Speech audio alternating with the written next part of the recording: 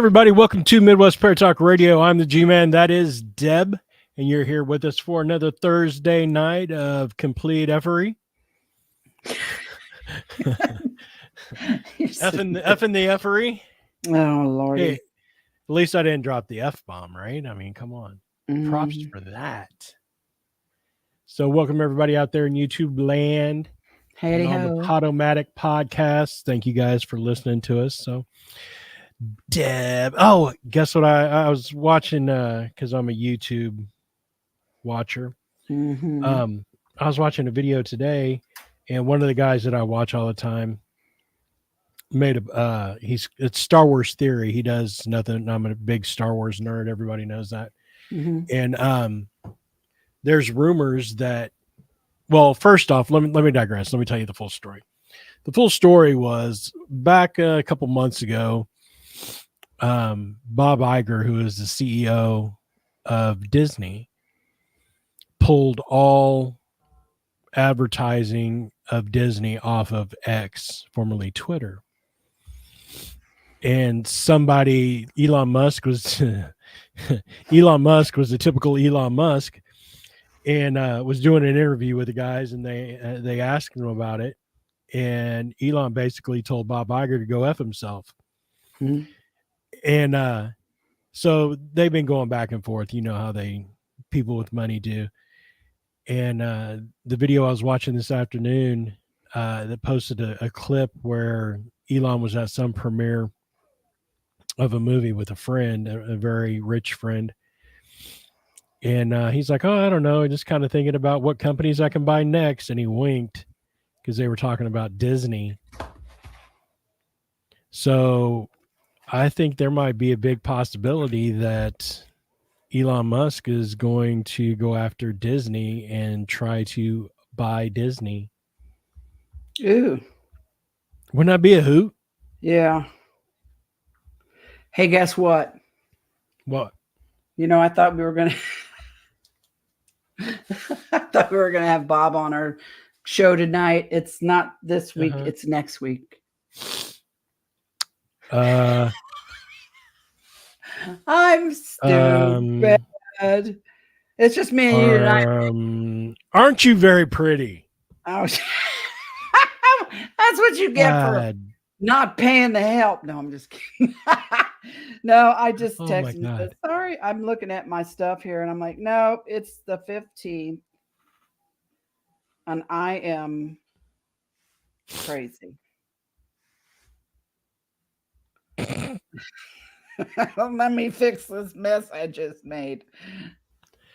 Good gravy. So it's just me and you tonight, dude. Okay, that sounds like a plan. That's cool. But that's cool. But yeah, I thought that was pretty interesting because if he does buy that, I mean, that's because basically what's happened right now is Disney has run LucasArts into the ground. They're making shit movies. They're making shit shows. It'd be interesting to see what somebody else is going to do if that actually happens. So I thought that was pretty interesting. If he does that, then, I mean, hell, where's he going to get the money for that? I mean, I heard, he paid like $44 million for Twitter, and like it's worth like $10 now or something. I mean, I've heard he's lost a shitload of money on Twitter. Currently, yeah, he has lost some money on that, but currently he is like, what was it? Tesla. Ooh, sorry. Wow. Just popped up. The police scanner just popped up. Apparently there's a tornado in Wisconsin right now. Oh. Yeah. You know me and tornado stuff. I'm going to have to Google up the weather shit now. Oh, no. As of right now, Elon Musk is a net worth of $232 billion. Well, hell. And if I think the guy that I was watching, he was saying that if he was to try to purchase Disney, it'd be anywhere between 182 and 185 billion. But alone, Tesla is like worth 181 billion. SpaceX is in the billions. his other company is, I mean, dude is not hurting for anything. But he would probably, one of the guys he was with at the premiere with, they were saying that he might go into negotiations and get into business with him to purchase the Disney thing. And I don't know. I think it'll be interesting. I thought he was busy trying to put chips in people's brains. Well, he's doing that. He's got a new phone coming out, the Tesla Pi new phone. A phone? Yep, I'm waiting on that. I'm going to jump on it. Really? I was going to say I'd be scared to catch on fire in my hand. I've seen cars that just spontaneously combusted for no reason. It's solar powered, so you don't have to hook it up to a charger. Like if you're out on the road and the battery's going low, See, I want an electric car. I would love to have one. Whenever there's more charging and stuff, but I don't know why they can't. I've heard too many horror stories about these electric cars. A battery goes bad and the car and $30,000 to replace it. Shit. Right. Why can't they make an electric car that? I told you that's not fair. Why can't they make an electric car that, like, instead of a moonroof, it has a solar panel on it? And, maybe even develop a new kind of paint that acts like a solar panel, that collects up the ultraviolet, and turns it into electricity for your vehicle. And I also I wonder, alternators in the old cars, I don't know if new cars have them or not. I know my old one did because I've changed one in my old Pinto wagon. But if the alternator will recharge the battery while you're driving. Why can't they make batteries that you can recharge simply by the turning of the wheels like a kind of an alternator like thing? Between the three of those possibilities, then you wouldn't have to pay a charging station ever. Just charge it in your house when you park it at night or something, Right. Or but I mean, if it's a cloudy day or something. I mean, that would be great. I even had a dream one time about cars that, a certain kind of road. You build the road that has something in it, enmeshed in it, and then the tires have something in them, and when the tire rolls on the road, it creates a charge for the battery. Yeah. So, we could build this whole new infrastructure of roads and maybe even elevate them like, the monorail, so that they have a smaller footprint on the natural area, and make them with this surface that when you drive on it, it charges your car. Right. Well, I know they have wire guided forklifts and stuff like that, which the majority of them are battery operated anyway, but I don't know. I can't see why they couldn't be innovative and jump on that bandwagon to where, I mean, if you've got wire guided and it charges as you drive, it'd be like that movie iRobot with Will Smith. You'd never have to touch a wheel unless you really wanted to. So I don't know. Pretty interesting. Cool. I didn't know that. They have solar roads that also generate electricity from the pressure of the vehicle driving across the tiles. That's very cool. Yeah, I mean, I was dreaming about stuff like that. I wish that I wish we had that. Also, I spent more than a few vacations down at Disney World when I was a kid, starting in 1972, right after they opened, I think in 71 or 72, because my dad was an electrician. He was trying to go down there and get some summer work when they were still building the Tomorrowland wasn't even built yet. When we first went down there, it was being built. But I remember the monorail that went, we rode went through the hotel and everything else. I really, really wish that they would make a nationwide monorail system, and every city that had 30,000 people or more, there would be a stop. Yeah. And God, that would be so great for old folks like me. Like, I can't see very good at night, so I don't drive at night like I used to. And as you already know, I suck at driving during the day. So that's another story. But anyway, monorail system like that would be just a dream come true for so many people. Mm-hmm. A lot of my doctors are down in Indy. That's 50 miles from where I live. If I could hop on a Yeah. monorail and go down to, Carmel, Oh yeah. I mean, that would be so helpful. And like I said, Well, up off the ground, smaller yeah. footprint. We don't disturb. Like, they built the bypass to the bypass to the bypass here recently, and it went right by my old farmhouse. You remember when I used to live? It was so quiet and peaceful there. Now you hear the freaking highway. It's all you hear. Yeah. And it disturbed, like, this huge bunch of deer. I don't know. I can't remember what this huge family of deer, like 25 or 30 of them, that used to live in the woods behind my house in the fields back there. And when they come and dug that all up and built that, it moved their habitat. Like, if you had the mess with the monorail ecosystem. system, it wouldn't mess with they could just walk right under it, and it wouldn't disturb them. They could still live in their space, and we wouldn't bother them. I just don't know why I know we that can't do shit like that. I really don't. I know Indianapolis was talking for a long time making a monorail. I don't know if they're still doing it or if they have done it. I haven't been seen any in Indy in wow, long time. My whole family's still down there, and all my doctors are in, north side of Indy, so I'm down there a lot. I haven't seen any monorail. That'd be awesome. I know, right? I had this one dream one time. This is kind of paranormally weird dream. I dreamed that, and it was one of those lucid dreams, that I always have, like, the last part of my sleep cycle.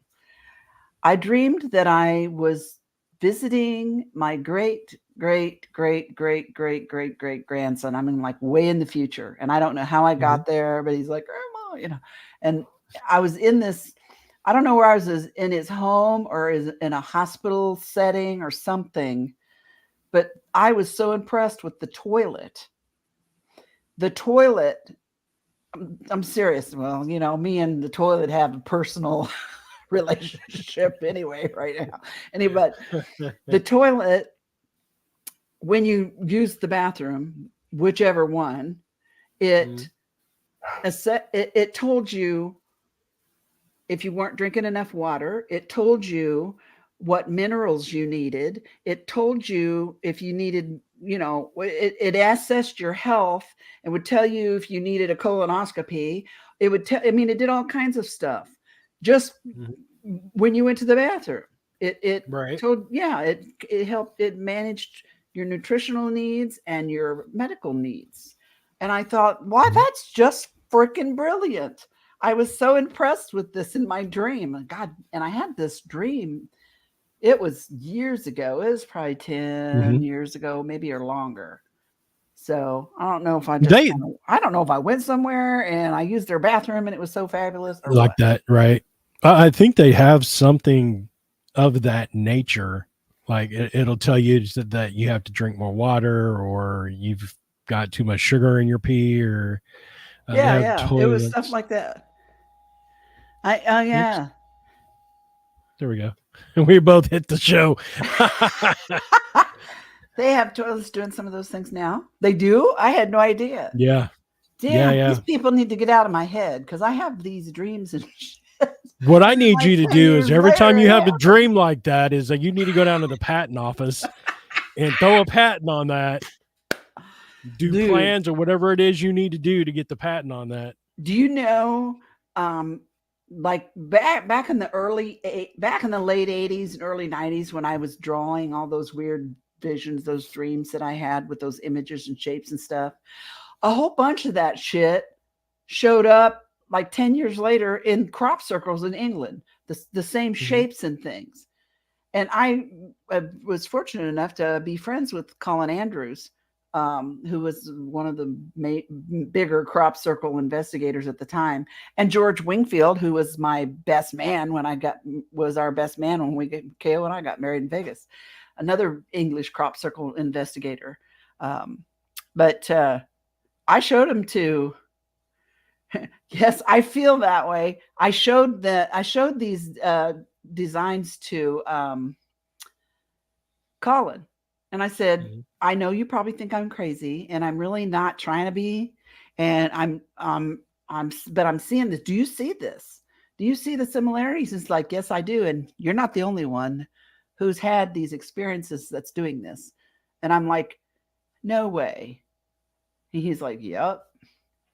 And so I kind of got a little, when I do a presentation now, and I try to, I always end up talking about, 83 and intruders and all that stuff, but I try to go forward in time and show how I changed and I started having these things happen and going forward. Right.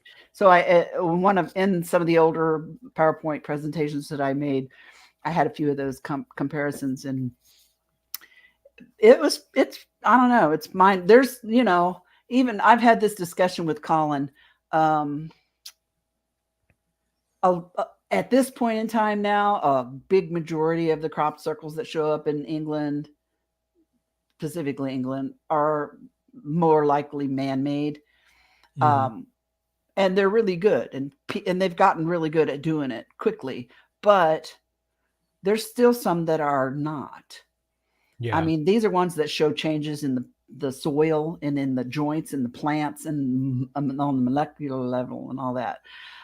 And strangely enough, those are the ones that I literally have a physical, visceral reaction to when I see. Like they already affect me, and I don't even know why. Just them going in my eyes, And Colin and I had this conversation, and I'm like, even the ones that are man-made, I gotta wonder who put that idea in their head for them who made that design that's in their head. I still feel there's a finger from somewhere else that's manipulating things, with them. So it's just 100%, interesting. Yeah. I mean, just interesting stuff, Well, I mean, and I've said this before as well. When we were talking about like the significance of Star Trek for all you Trekkies out there. I mean, the communicator is a cell phone. The sliding glass doors that is on every grocery store and every store in America and beyond. Except for me, I think I'm invisible because I walk up to them. It has to be that I'm short, because I walk up to them. You're too short. And I'm like, hello, am I invisible? And the dude walks behind me and laughs at me and then walks right up and down. I'm like, what the hell? Jumping up and down, waving your hands, open up. I mean, I'm short. Up. I'm 5'2", but I mean, that ain't that short. You know what I mean? Yeah, that's like Lollipop Guild short. All right. I would need to get you a big ass lollipop, and we represent the Lollipop Guild. I'm not gonna say it, but that's just mean. Oh yeah. Anyway, well, fine. I don't have to take that. You. I'm sorry. No, I told you cannot use that. That is not fair. Come on, I have a beautiful face for radio. If this mug has to be on there, so does that one. Oh my God. But no, I mean, just the significance of the devices in Star Trek. I mean, even the tricorder. There's mobile EKG or ECG machines that they have. There's, I mean, I'd like for somebody to implement a transporter, because, I hate driving distances, but I mean, it is what it is. But I mean, two of my favorite quotes in the world are today's science fiction is tomorrow's science fact, and B, drunk words are sober thoughts. Yeah, I could probably get behind that second one for sure. There have You been a can couple tell I nights. watch reality TV. Yep. We still need to do a show where it's you talking about all the reality TV going on. I am not ashamed to say that I watched that shit. And I'll tell you why. It's a study in human, you know, Is it's a that what it study is? in I am Is that studying okay? humanity. I know most of it's scripted, but some of it's not. Some Yeah. of it's not, because these people all can't be I don't that good know. at actors. I'm just sorry. But it's a study in Right. humanity. To me, I watch how people act. And not to mention the fact that some of these people have loads of money and they're just as miserable as I am. So it makes me feel better about my Right. pathetic life. But no, Well, I mean, I mean, sometimes I that's just want entertainment that just I don't have to think, because yeah. I overthink. I am an Yeah. overthinker. I overthink everything. And then I get myself, it's my anxiety disorder, my PTSD. And sometimes watching these shows that other people look down, my friends like, I am proud to say I have never seen one Kardashian episode. I said, well, I'm proud to say I've seen every one, maybe twice on a couple of them. And, because I don't know. I just like to tune out sometimes. So I know all That these people. that would make you tune out. I'm You just know what? saying. One of my favorites is Thousand-Pound Sisters. By God, I can Oh my relate. God, Dude, I oh can no, no, relate no, to no, that no, whole no, family. no, For no. real. I No, tried watching. I got it's through a gotten half better. an episode, and I had to shut that shit down. So look, It's now like, man, bro, no, we're not. We can't. they've finally had some success on their weight loss journeys. God bless them both. The whole family's had surgery now. Their brother and their two sisters. Mhm. Then Tammy's husband recently passed away, and Amy's gotten divorced with two little ones, the same ages as mine were when I got divorced. I mean, I can relate to Tammy and Amy. I mean, I can relate to them and what they're going through. But anyway, Yeah, so I that has couldn't. nothing to do with I, paranormal or UFO. I'm sorry, right, I right. digress. Squirrel here, Uh, squirrel there. I swear well, to I mean, God, we I own the must be show, so it's okay. I must be.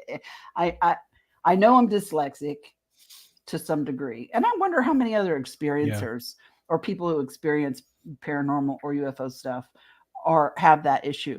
Mine is subtle. Mine is more subtle than most people's. Mine is north, south, east, west, and left, right. Mhm. And I have also on occasion been known to transpose numbers in a phone number or shit like that. Mhm. I have overcome it on my own.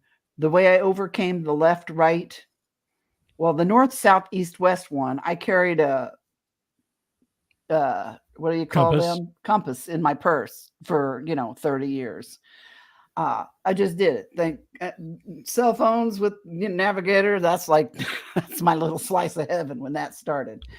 I Yeah, was no yeah. longer afraid of being. I had this tremendous fear of being lost, and I think that goes back to the time when I was lost a couple times as a child, which is Oh connected yeah, to the yeah. UFO stuff.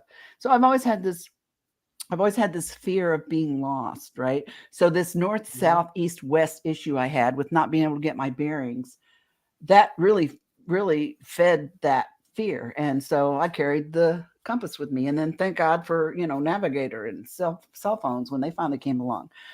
And Right. then the north and then the right, left issue with my brain, you know, like when we'd be driving down the street and somebody would say, "Oh, turn right here or turn left here." My brain couldn't think right or left fast enough to catch up with my mouth. So I learned to say, "Turn my way" or "turn your way." Mhm. That was how I was able to overcome that roadblock or something. And the weird part about it is I think my brain is connected in my head because I can put a pencil in each hand and I can write my name or whatever, draw a picture. In my right hand is the right way, but my left hand is the mirror image of what my right hand did, and I don't even have to think Oh about it. really? My Wow. brain goes in autopilot. Yeah. The left hand goes into autopilot. I don't even think about it. It just does it. When I tell it, that's what I want to do. Mhm.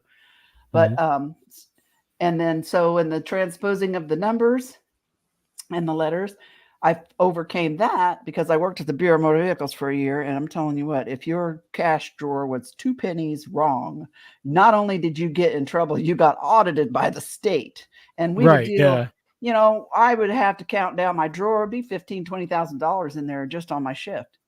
Mm-hmm. So what I do now is whenever I am have to write down and put, like when I'm balancing my checkbook or writing a check or something like that, or writing down an important phone number, I say it out loud. Yeah. And I connect my eyes and the visual of what I'm doing to what I'm hearing in my ear. And I make that connection manually, audibly. And I've learned to, I'm 60, I'll be 65 in like 7 days. And so, I mean, I've learned to live with it because we didn't have dyslexia and ADHD and shit like that when I was a kid growing up. No, not at all. Yeah. So there wasn't any. I mean, we had it. I'm sure. I'm saying they didn't diagnose things like that, and so no, you just rubbed a little dirt on it and moved along.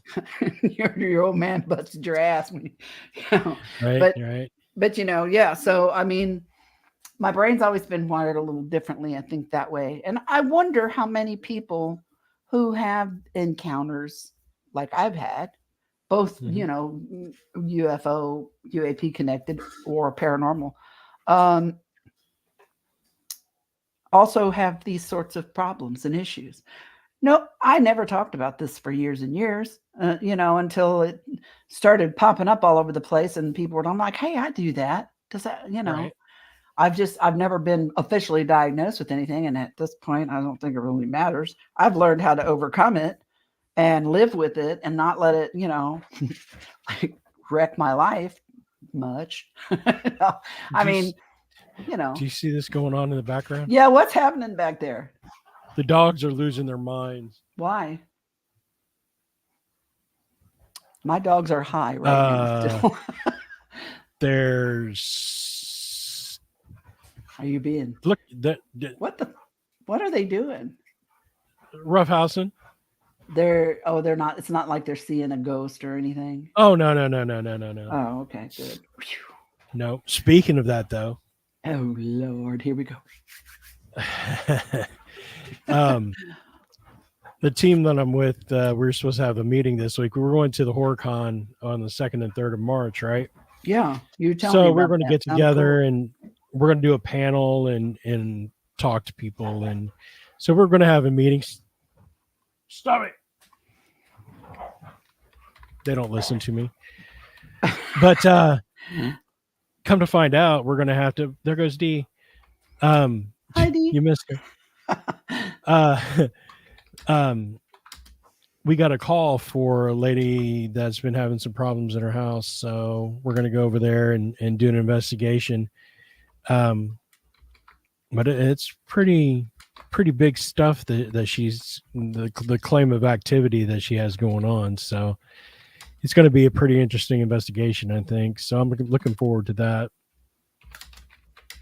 That sounds cool. I haven't been on an investigation since we went to the Davies house. To Davies' house. Yeah. Yeah. I don't think, have I? I don't think I've been on one since then either. Well, I don't remember. The other night we were talking about and you and I were text messaging about the diasin. Yes, goggles. yes, the glasses. How am I saying that wrong? I see Heidi. She said Heidi. Yeah, no, I you probably are. I don't know how to say it either. So, but the red lens glasses. My buddy Forrest sent me a couple links to a guy who's making them, who is he can trust, that are reasonably priced, and it's legit stuff. It's not the phony stuff. And right. So I've got these links. If you're interested, I'll send them to you. You have. I was looking. Oh, I did. Never mind. Yeah. I was looking.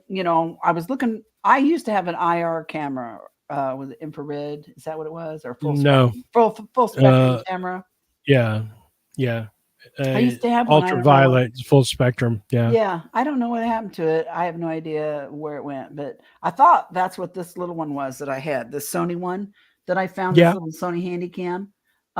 But I figured out how to charge it and got it Mhm. charged up, and it's not that one. So Were you able to modify it at all? I haven't tried it yet. I'm kind of scared. I Okay. don't want to jack it up. I went in there and I pulled files off of it. It has a 16 gigabyte SD card in it, but I can't get the videos to save to the SD card. And it comes with a bunch of AV cables, and I plugged it into my computer, Yeah. and it automatically told me like it's on the little Handycam in the hard drive, the exe files for Apple or for Mac and for Windows, for this little program. It's called Play Memories Home or something like that. I'm quite Okay. sure it's old as shit, because there were a few little files on it. Apparently I tried to use this to, it's a low lux camera, which, Yeah. I totally don't know how to do that shit. I played around with it a little last night. Apparently I tried to take pictures of an eclipse back in 2012. That's how old this camera is. The Oh, files damn. there were 5 photo files in it of what it looks like an eclipse of the moon, a partial eclipse of the moon from 2012. So this camera is like, what, 12 years old? Right. It Yeah. looks brand new, and it's charged right up. It's a little tiny, it's only 5 megapixel. I mean, Oh, wow. my God. The video actually looked pretty good on it, but Yeah. the low lux, the low level, the low lux is really The grainy. It looks IR. grainy. Yeah, it looks grainy as shit. So, Yeah. Well, at 5 megapixels, it would. oh yeah. But anyway, so I'm gonna look at the links that I sent you that I haven't even looked at myself yet. Most of Mhm. them. I did see there was a manual about, I have to find like a 3.5 inch flop. It's a 3.5 inch floppy disk, the smaller ones, right? I got tons of those Yes. somewhere. Take the inside of one of them out, and then did it need a super magnet? Or just, Yes. I've got a super magnet. I actually What have was a it? super magnet. Neocandium, I think is, or neocandium is, I think is that right? Hell, I don't know, dude. Don't be throwing Oh some my big words at god. me.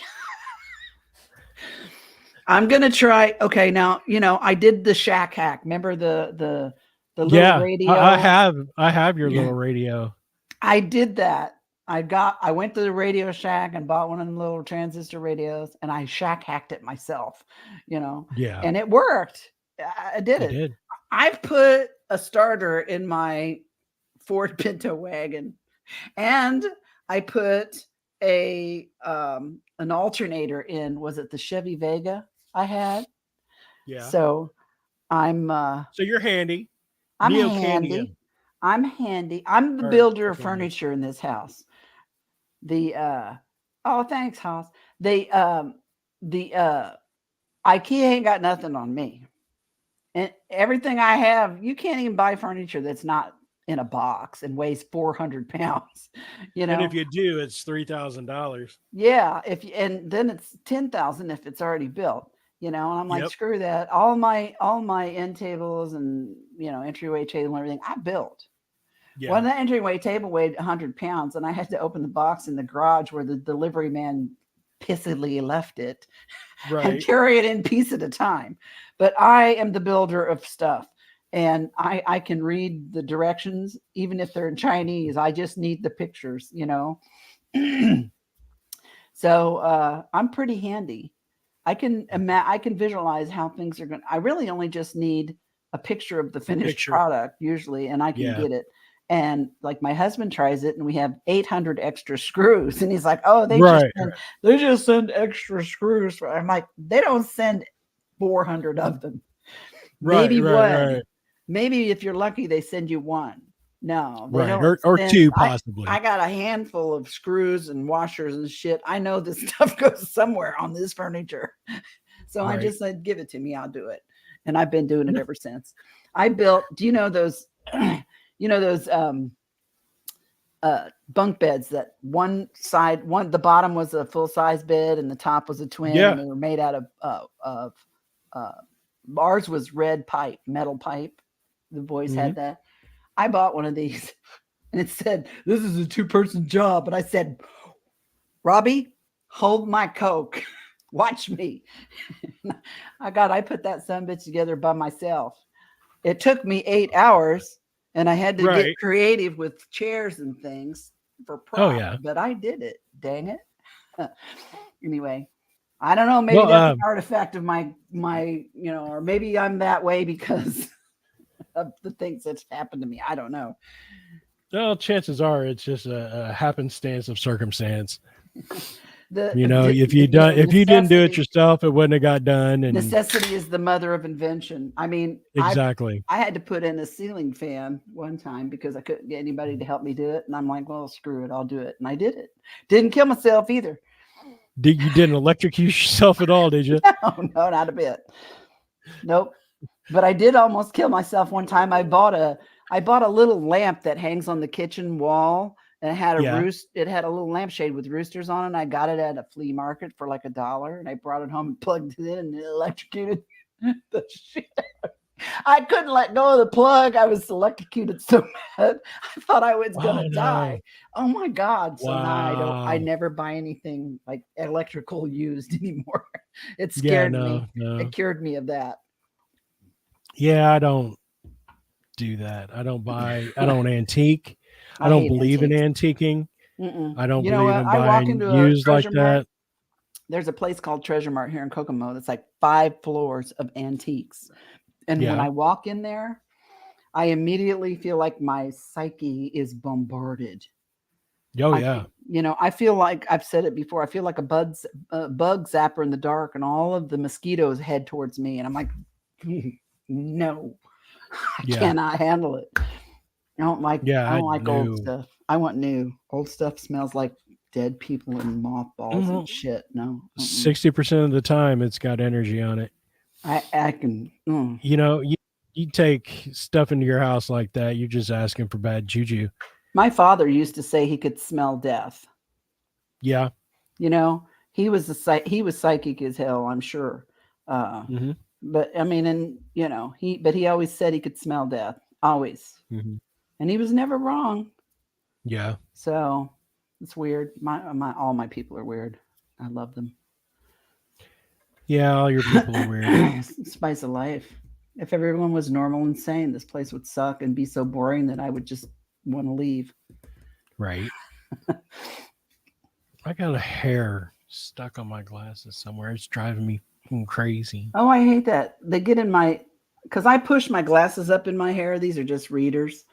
And they get stuck in the hinge and then they start tickling me over somewhere. Yeah. Oh, so yeah. This investigation this weekend is going to be pretty cool. We'll get out here and be able to help this lady, but it's how far away is it from you? It's in town. It's probably maybe a half hour west of me. And so you'll be able to go home afterwards then? Yeah. Oh yeah. Yeah. Well, you better shake that off before you go. That's right. That's right. I already got my protection stuff squared away. Except for a couple of things. I need to find where in the hell I put them. Because, reasons. Well, you know what? I really didn't, when I first started paranormal investigations, I didn't really think that much about stuff like that. And, I thought some of it, it was just, psychological on the part of the investigator. You know what I mean? Some of it was bullshit. Self-fulfilling, the placebo effect in reverse, you know what I mean? Stuff like that. After a few years of seeing some shit, I'm like, you know what? Even if it is, and I'm just making my mind protect me, that's fine too. We'll just go Right. on Yeah. ahead and cover all the bases. Right. You know? And I just had a conversation tonight that before we got on here about I was watching Jason on Taps Pause. yesterday. Yeah, Jason Hawes. And it's something that we also did when we were in MRIPA, and we did with Pert. We just, if you had teams that were broken up, so you had an upstairs and a downstairs, you had a team upstairs, you had a team downstairs, Mm-hmm. you wouldn't cross contaminate the other investigators that weren't with your group with the activity that was going on in that room. So anything that happened once you got done with the investigation and you were doing basically the debrief on the evening, that's when you talk about it.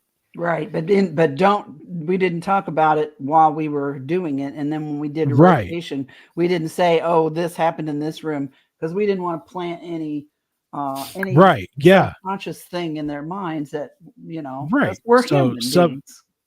right. So subconsciously, if I said that I saw a black mass over in the corner in this particular room to the next investigator coming up, and they claim to see it, is it something that they subliminally created in their own mind to see? Mm-hmm.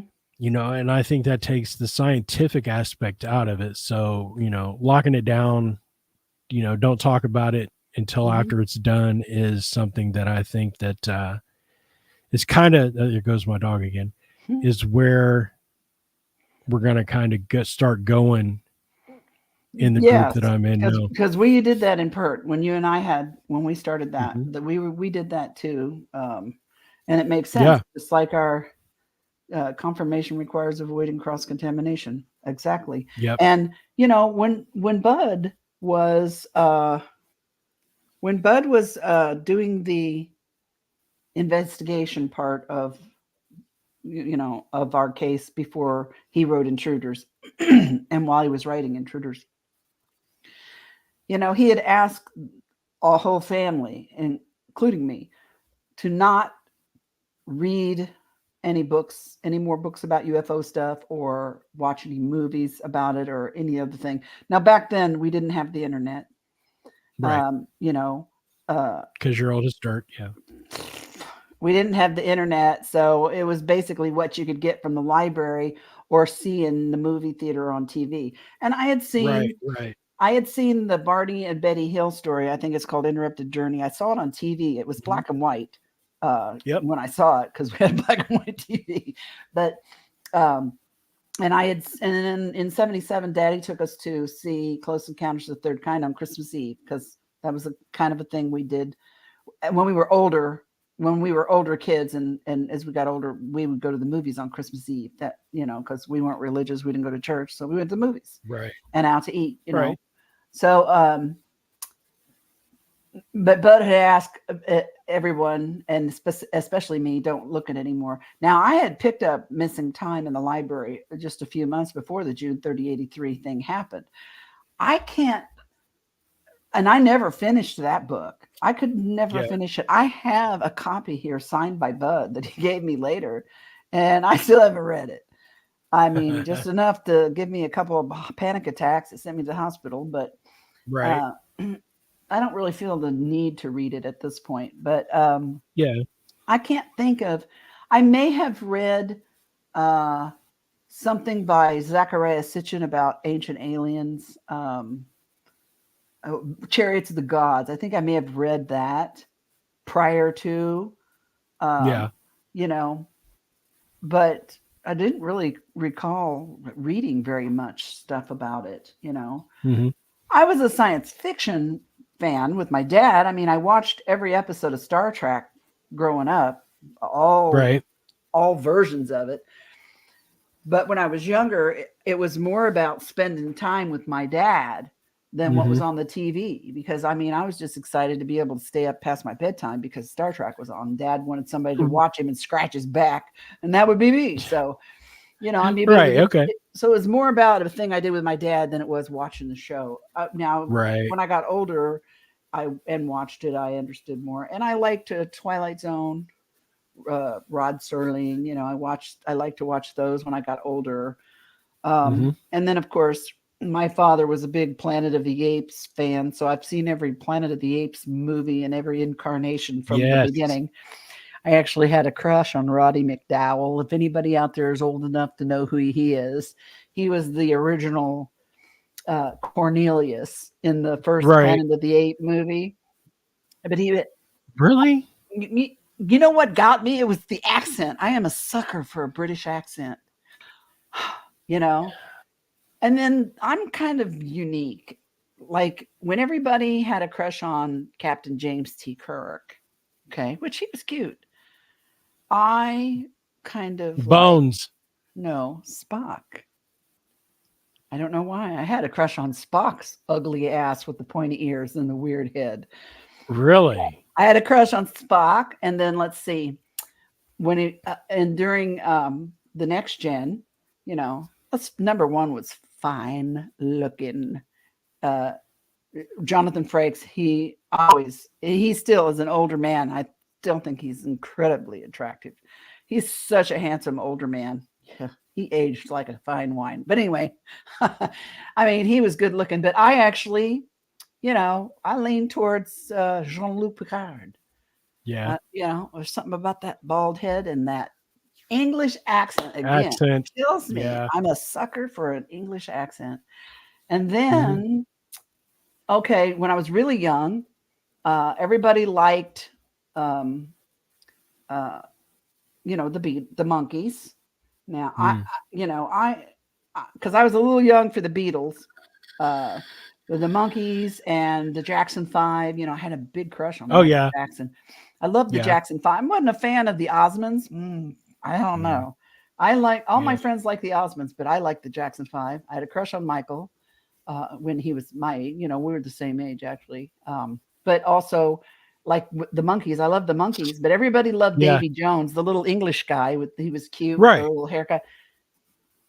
I thought that if I did not marry Mickey Dolan, I was going to die. Die. Yeah. I thought I was going to die. And he made me laugh. Even at a young age, I was not into the way people looked. I was into the way Hmm. they made me They feel, presented themselves. Yeah. Yeah. I mean, yeah, I Actually, don't know. I'm just weird. Like I've always been different. yeah. Well, yeah. You've always been different. Patrick Stewart was trained as a classical actor, so he's always had a great presence. I I remember love seeing him. Patrick Stewart for the very first time in Excalibur. Oh, I He, remember seeing him in that. yep, that's the very first time that I saw Patrick Stewart.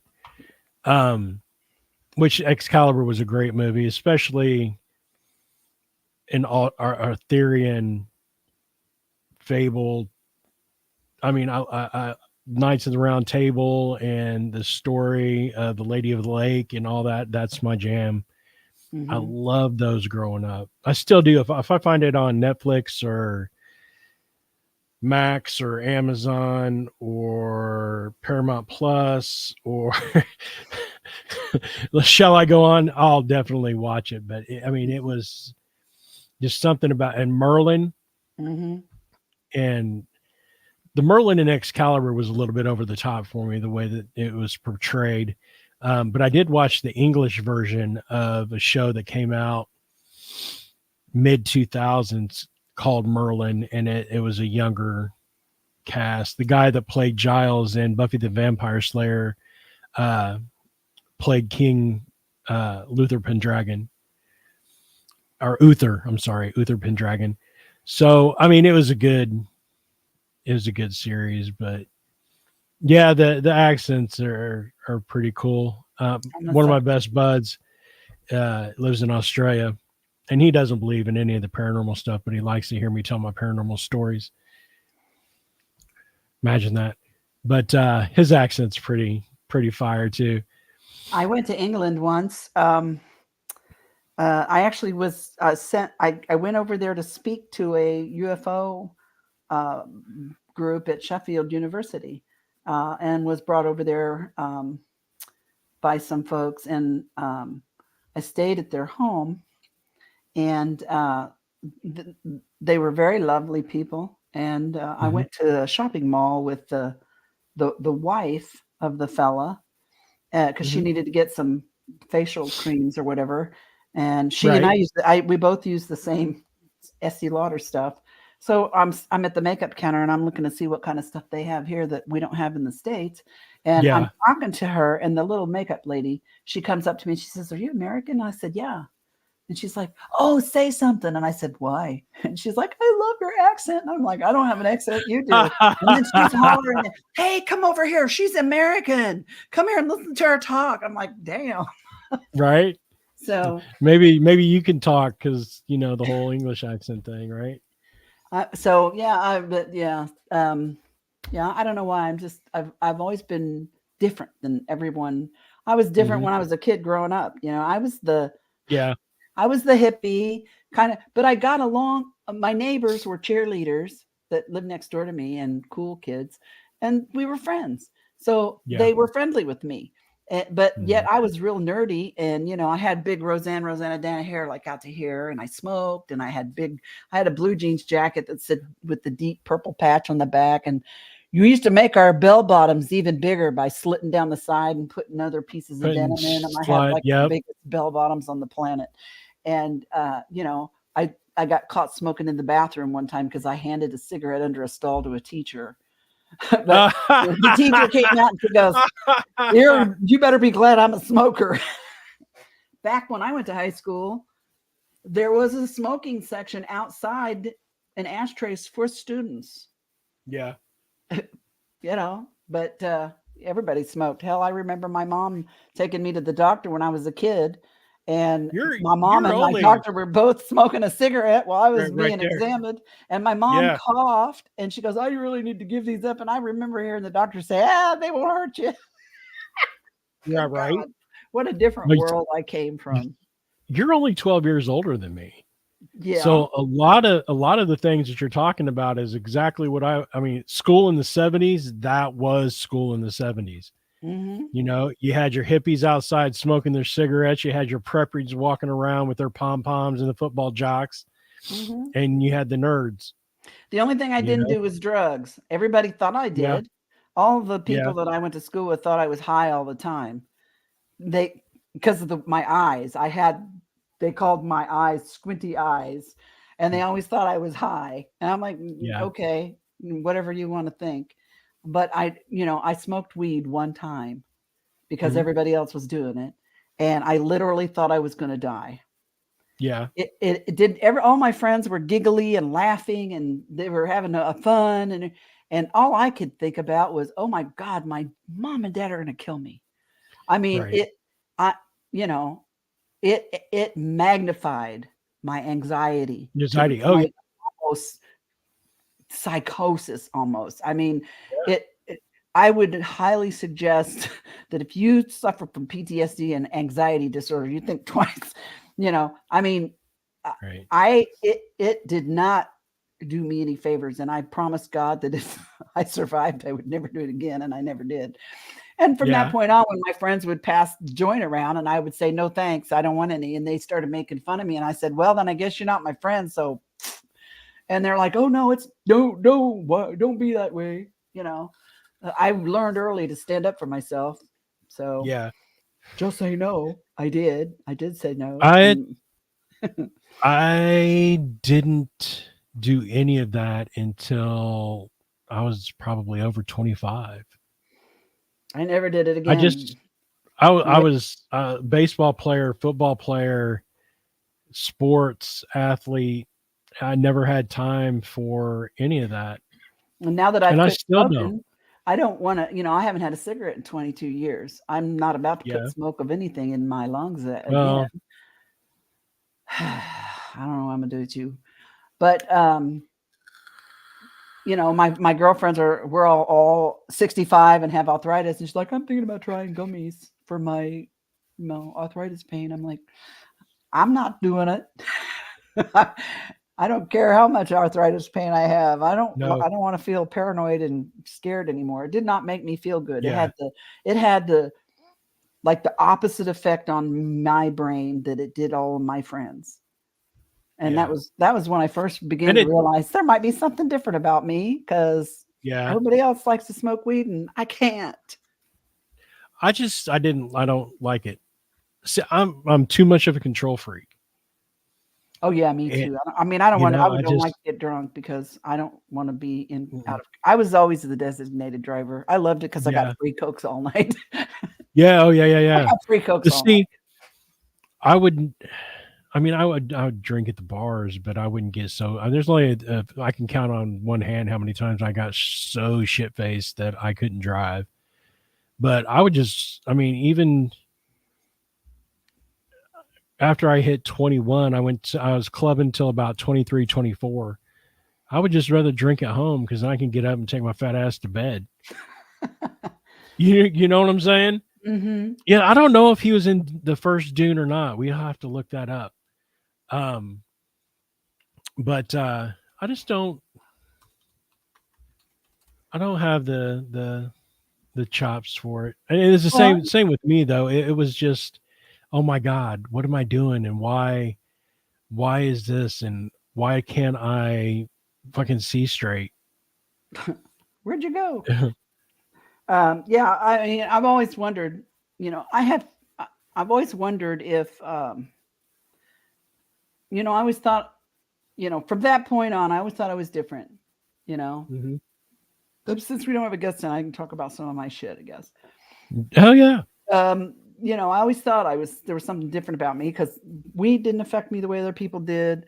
I mean, I don't know. And so after I started having experiences, started talking about them, becoming more public and meeting more people, um, I discovered that a lot of folks who have had experiences like mine are like me. Mhm. They're like me. I feel like I found my people. you know, I Yeah. really, and when I meet somebody like me, like when I meet them in person, the knowing is almost instantaneous. All I got to do is look in their eyes, and I see me, and I'm like, yes, you're my people, and then I get to know them, and I'm like, yeah, they do weird shit too. They have strange dreams, and things Yeah. affect them differently. Like my BFF and I, we've known each other 55 years, and Mhm. our lives have paralleled. She's had weird experiences too. She just doesn't talk about them in public like I do. But our lives have paralyzed our weirdness. I mean, we have the same strange reactions to drugs that most people don't. I've had rare reactions to drugs. Now, I've got a lot of allergies, but I'm not talking about allergies per se. I'm talking about reactions. Like, one time they gave me um, when I was trying to quit smoking, they tried to give me some kind of antidepressant that they used to give people to help them quit smoking. This is before I Yep. actually quit on my own cold turkey.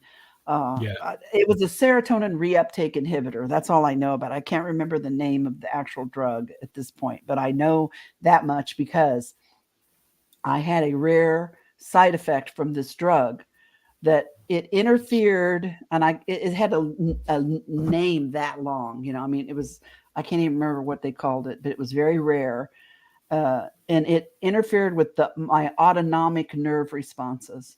My pupils were dilating and getting pinpoint at different times. My Mhm. body temperature would get real high and then drop really low. My pulse became very irregular and would speed up and slow down. My breathing was irregular and weird. It was affecting my oxygen level, all kinds of strange things that you don't think about, Right. that automatically started being affected. My husband took me back to the doctor, and he sat me in the office and watched me for a few minutes, checked my vitals, and said, take her over to the emergency room right now. So he took me over to the emergency room, and they kept me for 12 hours in the ER, part of the time in some kind of special room that had like, heart monitors and stuff in it. There really wasn't anything they could do except watch me and if something stopped, they could, interject themselves in it and try to correct it. Right. The drug had like a half-life of 8 or 12 hours or something like that. So it was just going to have to wear off. They put me on an IV, Right.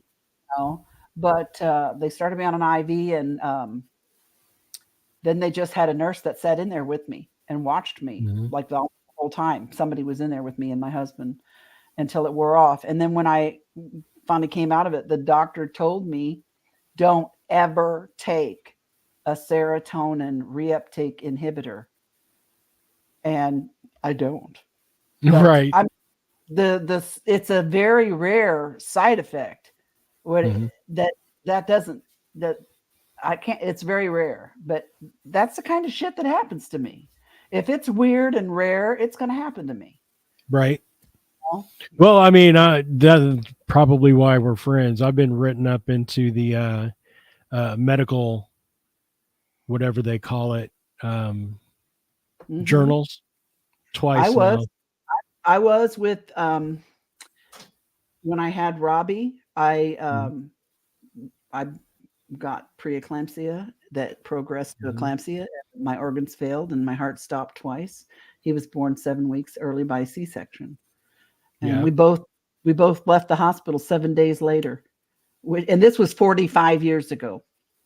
So that was quite a miracle. But Yeah. that was in there. And then uh, I got. Do you remember? It was an upper respiratory disease that went around back in the 90s, and I was in the hospital in isolation for it. I can't remember what it's called now. Shit, never mind. Well, and I have FMD. I have fibromuscular dysplasia in my renal arteries, which I'm fortunate Oh, that's I only thought that meant something else. fibromuscular dysplasia, FMD, Mhm. and it's a kind of rare, but maybe not as rare as they first thought it was years ago.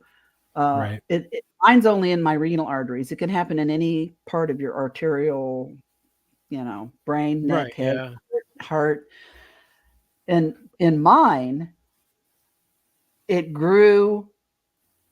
Well, the doctor described them during my angioplasty, and he could see them when he went in there in my renal artery. Mhm. My renal artery had like 7 uh, areas of stenosis where it was like closed up, like Yeah. so they went in and they were little, he called them spider webs. They're little singular cell threads that attach themselves to the arterial wall, and then they pull the arterial wall closed. Closed. Oh shit.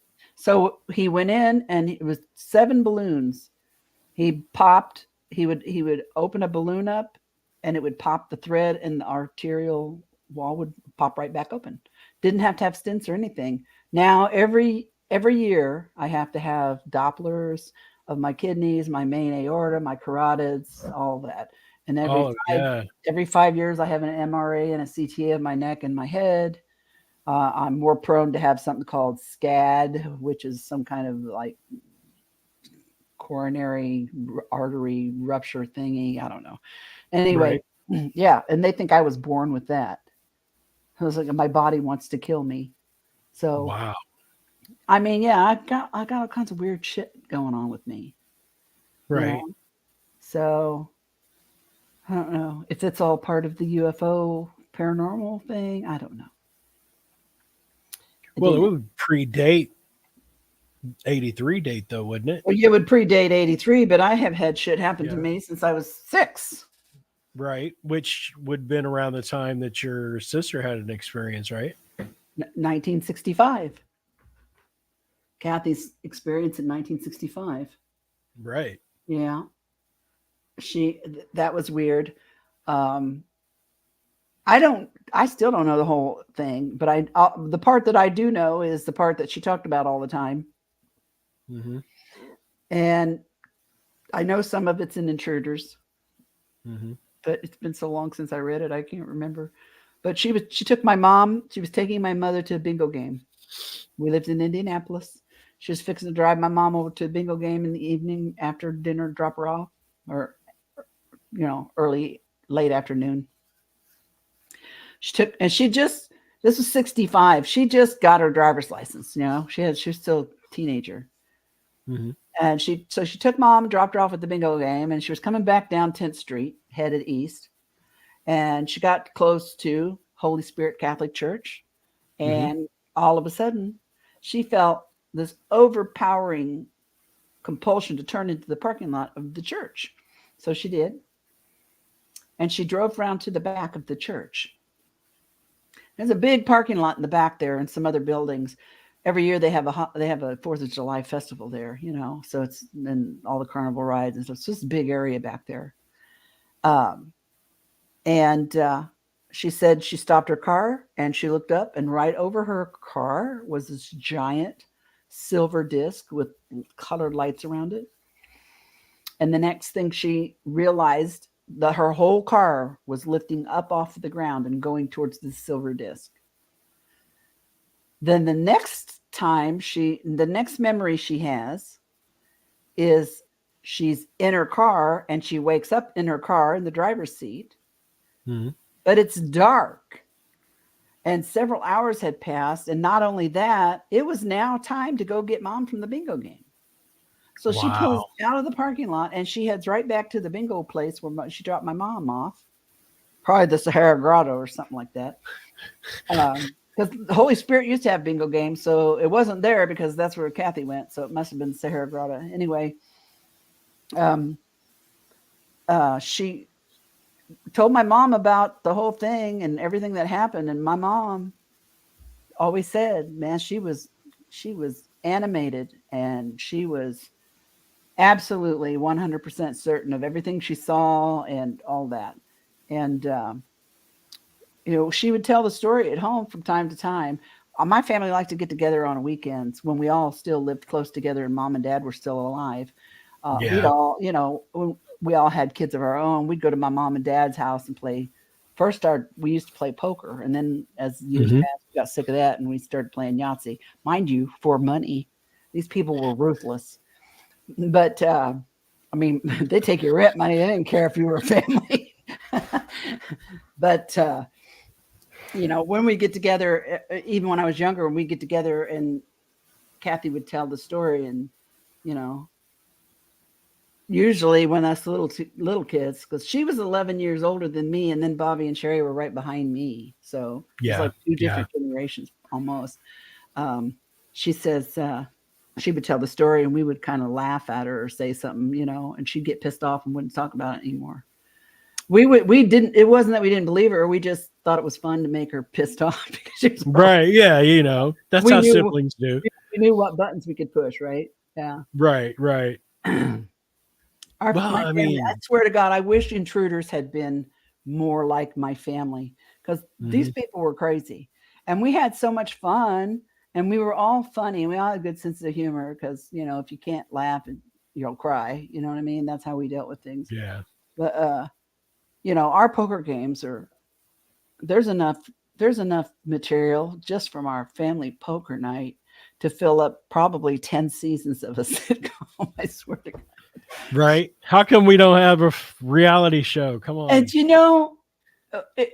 people could see us and how we are. They'd be like, damn, they're just like me. I mean, you know what I mean? I'm known out here now for telling all these crazy stories about my, mark in the backyard and things that I've dreamed and things I've seen and things I can do and all that other stuff. Right. But that's just a little piece of my life. I'm just, I just went to work every day and was raising kids and we did all kinds of normal family people stuff. And I really wish that they would show this part of an abductee or experiencer or whatever you want to call yourself. You know what I mean? Somebody who's had I wish they would just show this part too, because we're so much more than just our story. Right. And if you could see the whole picture of who we are, then you maybe could understand better what we've seen and what we've been through, and maybe even realize you might have seen something too, but you didn't even know it. Yeah. Well, I swear to God, I didn't see shit in the sky until I met you. I bet that's not true. I bet you just that is 100% true. I sat in the What was that old folks home in Franklin, Indiana? I was sitting there in the back in the bed of the truck, waiting to go do the paper route, waiting on Deanna and the boys to get there because we had split it up because it was so big. And my brother-in-law and I were sitting there, and we were watching things in the sky side by side, and then they dart apart, and then they zigzag back this way, and then they come up, stop, 90-degree out, go back. It was like they were playing tag in the sky. We sat there, I know, for 20, 25 minutes watching him do that. And then all of a sudden, gone. Did you blame me? Yes. That damn Deb. And just last night, it was so clear last night. I could see where we live is relatively city-like, contamination free. Mm-hmm. So when you look up in the sky, you see stars, right? Mm-hmm. But there was one, and I thought at first it was a satellite, and it was in the west. It was due west of us, over the top of the house, over that way. And it would come up, and then it would slide right, and then do a straight line, then go left, and then go back a little bit, and then go forward. And it was just coming across the sky like that. Finally, it was cold, and we were letting the dogs out, and they were done doing their business. And I was like, oh, yeah, that's a UFO. I got to go inside. But, I mean, hey, just little things like that. How, I wanted to show a couple pictures in here. Oh, yeah? Do you remember how do I put pictures in here again? Do I put it in the overlay? Do I slide it over? Background. Oh.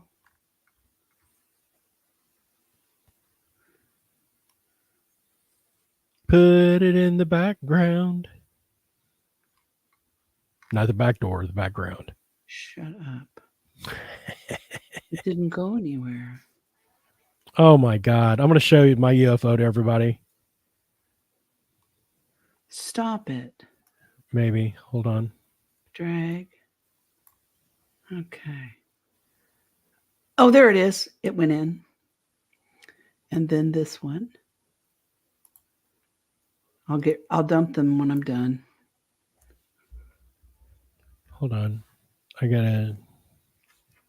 Now I gotta figure out how to get our mugs off here. I think I just click on it, don't I? Where I just click on it says show. Oh, hell no. I see. Never mind. Hold on. Okay. Let's do no. It's so huge. We're such noobs.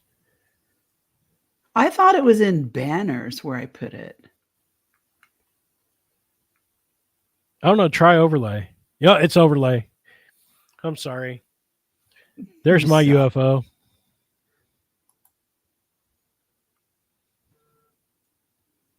Do not. Oh, you took my banner off.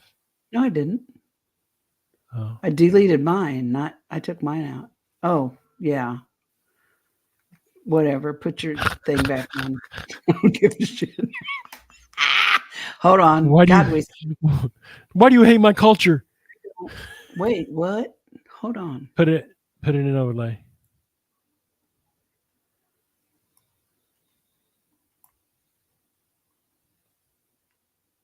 Why is it not doing it? Oh, I guess I got to click on something, Click add overlay. Okay. And then pick your picture. It's not letting me drag and drop. No, it won't let you drag and drop. You have to actually click add overlay. Okay. Well, that's just no fun. Okay. Technology. What are we going to do? All right. I'm going to show it now. Nope, you're going to show it. Okay. Hey, there is no spoon. I did that with my little arthritic hands. Yeah. And I did so many of them that I made a mobile of them. Really? Yeah. And when I was doing it, and that's not the cheap that's not cheap. That's false graft silverware. Yeah. I got it at the Goodwill, but it's good silverware. Um, I tried it with cheap silverware, and that shit just snapped and didn't, it wouldn't work. But this was heavy. You can see how thick it is, actually. And I just focused Mm-hmm. on it for a minute, and then as soon as it started feeling hot in my hand, I just started twisting, and I twisted it till, Wow. and it got really hot, and everyone could feel how hot it was when I was done. And as soon as it cooled off, we couldn't twist it back. Wow. Yeah. So I was doing kind of weird shit like that. Dang. When was this? That was just a couple years ago. And I Jeez. have, how I have arthritis really bad in my hands. I've had 5 surgeries on my hands from 5 different fingers and then 2 on my wrists. So go figure. Right. I don't know why that shit happens and then I suddenly can do that. So I don't know. I just thought I'd Right. share that. That's bizarre. What other It's one did you bizarre. have? The other one, I was going to show, hold on, desktop. It was a mark that I had on my arm. I woke up with this on my arm one morning, and I have no Okay. idea what the fuck it was. It burnt like fire. And I don't have any fingernails, so I have no idea where it came from. But it was strange. It looked like writing or something. It burnt like fire. You know how when somebody gets scratched by like in a ghost hunt or whatever, and Yeah. the scratches burn? I Yeah. bet I know it was like this. You can see how it inflamed it was. It felt like fire. Mm-hmm.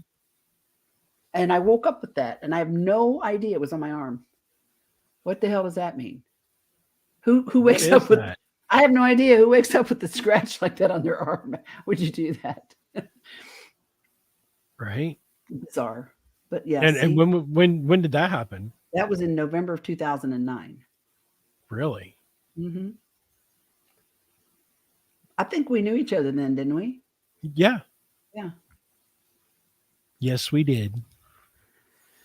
And I was one other thing I wanted to show. La la la la la la.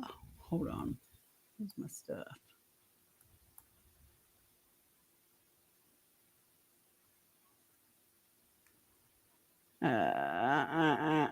You know, I don't know that I have any of my paranormal stuff on Oh, this okay. computer. I was going to show you. Well, Mhm. crap. Because we were talking about crop circles earlier. Oh yeah, yeah. Hold on. Holding on. I'm so sorry. I was not prepared. You're For not prepared. You're not prepared. shut. Well, I can show everyone my Mansfield. This is one in the. Oh, damn it. I put it in the wrong place. Just call me Deb. Yeah. Just call me Deb. Mhm. I want to go to Mansfield so bad. We are looking in Valeska for somewhere in the summertime if we can get it. As soon as we get that, I'll Hell, I can't holler. find it. I give up. We'll show them next time. Here's my picture. Can you see anything in my picture? I see a bunch of green stuff. You see the soldier's face in the top right corner. The center mass is a lady in a big ball or bell type dress holding something. Mhm. Um, you can't really see. This doesn't do it justice, but behind the lady, you can see a guy sitting on the rack. Oh, you took my picture away. Oh, I'm sorry. I thought I was deleting mine. No, that's okay. I didn't want to Dang. talk about my picture. No, sorry. I Why do didn't you do it. hate me? Oh, No, it's okay. But that was a good investigation. I'd love to go back to Mansfield just mhm. for the simple fact, of Shawshank. But the room where Red wrote etched his little, yeah, Mansfield, um, Red etched rum. his, no, No, that's a different movie. My bad. That's The Shining. Yeah. Well, Red scratched. Red was here because who was the guy that hung himself in the room in Shawshank? She's not listening to me. But anyway, that room was actually there. It was at one point. I think they said it was the warden's office, but they used that room for the movie, and there was actual carvings in the wood on the top banisters. But yeah, Mansfield was awesome. What's in Mansfield? Actually, it's Ohio State Reformatory in Mansfield, Ohio. It's a very haunted prison. It's been there since the late 1800s. Multiple deaths. I think at one point it was a Civil War hospital, and the land was owned by a farmer. Then the Civil War hospital era, they took the land from the farmer, and then the state of Ohio actually built the reformatory there. And they actually housed Civil War prisoners there in the prison. But I think it closed finally in the late 90s. I think it was 96 when it actually closed, if I remember right. But they did multiple films there. Kanye West did a music video there, which I'm not, who's Kanye. But anyway, there was a show with Sly and Kurt Russell where they were cops and they were framed for doing bad things, and they got arrested and put into Mansfield, and they filmed that there. But it's extremely haunted. Oh yeah, it's in Ohio, right? Yeah, it had. Oh, Mansfield, Texas. Okay. Yeah, audible, disembodied voices, cell doors clanging shut, women screaming, shadows everywhere. I had an EVP where we were in a commissary area where one of the prisoners was murdered. He was a rapist. And it basically said, Mr. Roger will not speak or something, something to that effect. I don't like men, and Mr. Rogers, I will not speak. I don't like men, or some kind of shit. And but it was amazing. It was just everyone was like, oh, everyone, if you watch it on TV, everyone's like, oh, you got to go to death row. It's so active, and so we didn't get squat in death row. Everything we got was in I think it's the East Wing. Don't quote me on that, but it's a football field long. So one side of the wing is where we got all of our stuff, and up in the control room. But it was a good investigation. A little expensive, but really good. Yeah, when we went to what's the name of the place we went to down in Ohio? The bar. I didn't go to that. Oh no, that was Kentucky. Yeah. That was Mackey's. Yeah, Bob Mackey. Yeah, it was. Is it Bobby Mackey? It's Bobby Mackey. Yeah. Bob Mackey is the guy who made Carol Burnett's dresses. But anyway, and everybody, we went there and we got some stuff and it was good, but everybody that's gone in there, and like Zach Baggins and all them, we've been in there, and it's a portal to hell. It's the demons and portal to hell. That's such bullshit. There's something there. There's no doubt about that. But the feeling that I got when I was in there is whatever was in there was lonely and sad and curious about us in the bathrooms, especially in the bathroom, especially the women's bathroom. So I'm assuming it's probably a male.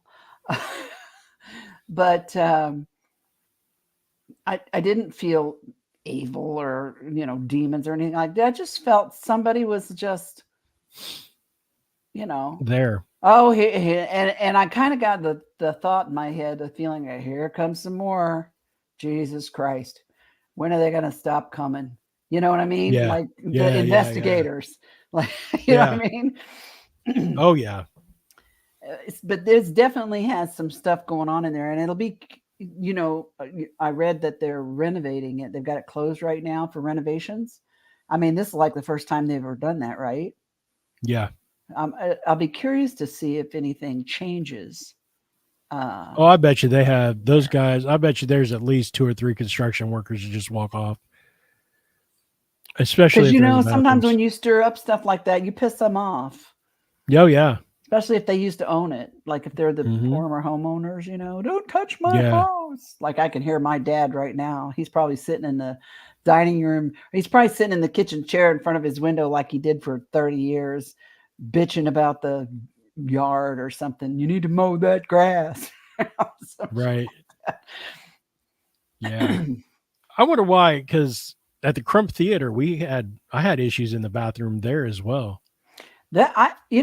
I most of the issues I've had at places I've been to is at the bathroom, and it makes me wonder: is it because when you're sitting there with your drawers down, I think you're more Pretty. vulnerable than any other time. Maybe Yeah. it seizes upon the opportunity of your vulnerability, and Yeah. I don't know, because like the bathroom door kept opening up, the stall door opened up when I was at Bobby Mackey's, and I'm like, Mm-hmm.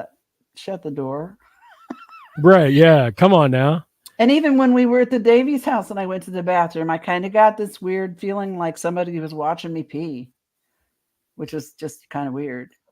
No, it wasn't you. Hey, I was garden door. I was guarding the door. You were door garden, yeah. You But know it. I don't know. Just maybe it's that we're vulnerable in that moment or something. I don't know. Yeah. Yeah. It could be. I don't know. I know I was standing there doing my business and that stupid uh janitor room door flew open. It more than almost scared the piss out of me. I was like, "Oh my god!" Yeah. I walk around there and that door is wide open, the lights on, and wasn't nobody in there but me.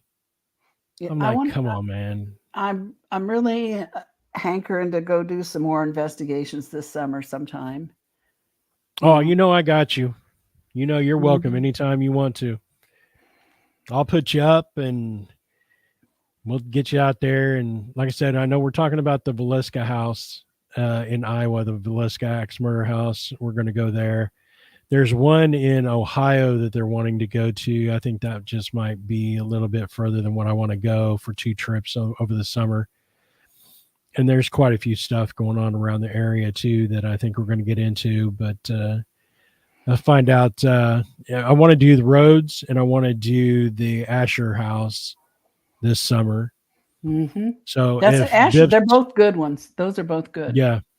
So I've if been to both Biff's, of we those. don't put something together with them, then maybe you and I can get a group together and we can Mm-hmm. do that. But we'll figure it out for sure.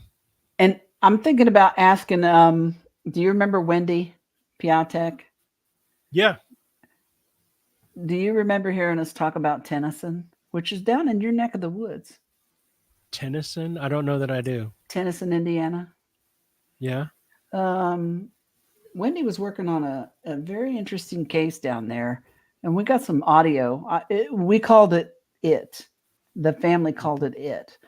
This was beyond an EVP. This was literal disembodied voices, a Yeah. voice. And it would follow them in their car when they would go to the hotel to get away from it. I mean, bizarre. Yeah, and she was working on this. I want to try and get her and see if she would ever be. We probably have to do a phone interview with her. I don't know. She lives here in Yeah. Indianapolis now, but Okay. I'd get her to talk about that because that's a place that I think needs to be revisited.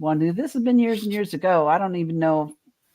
I They think still maybe own it. I think the man, the father of the house, maybe has passed away by now. But that Mm-hmm. was fascinating. What I've never in my life encountered that. I mean, EVPs are one thing, but this thing literally, and it would call her a bitch. And then it would make the phone ring and she'd answer the phone and it would be on the phone. I have Wow. never in my life seen anything like this Seriously. ever. Yeah. Unbelievable. So we have to get Wendy on here and see if she wants to talk about it sometime. I Yeah, know she's definitely. thought about writing a book about it. She should. But Yeah. I'm wanting to write a little bit of book on the paranormal. I think I'm gonna maybe we'll talk about it, and you can give me some pointers. Lately. All right, listen, we're coming to the bottom of the hour. We've been on here for an hour and a half. And my apologies because I thought I had a guest for tonight, but it's next week. So come back next week while we fuck you. Come back next week when we interview Bob McGuire, also aka Science Bob. This man has an incredibly impressive resume, and he's fascinating to talk to, and he's doing some interesting stuff. It's going to be a great show. It's going to be a good time. So, all right, you guys, come back, check us out next Thursday night. We have Science Bob on with us for that night, not tonight. Shut up. But next Thursday. Okay, you called yourself Deb, and I mixed up, so we're even. That's funny. I did that for like 3 or 4 shows. I'm like, hey, everybody, welcome to Midwest Prayer Talk Radio. I'm Deb. No, I'm not. I'm Greg. Damn it. Good God.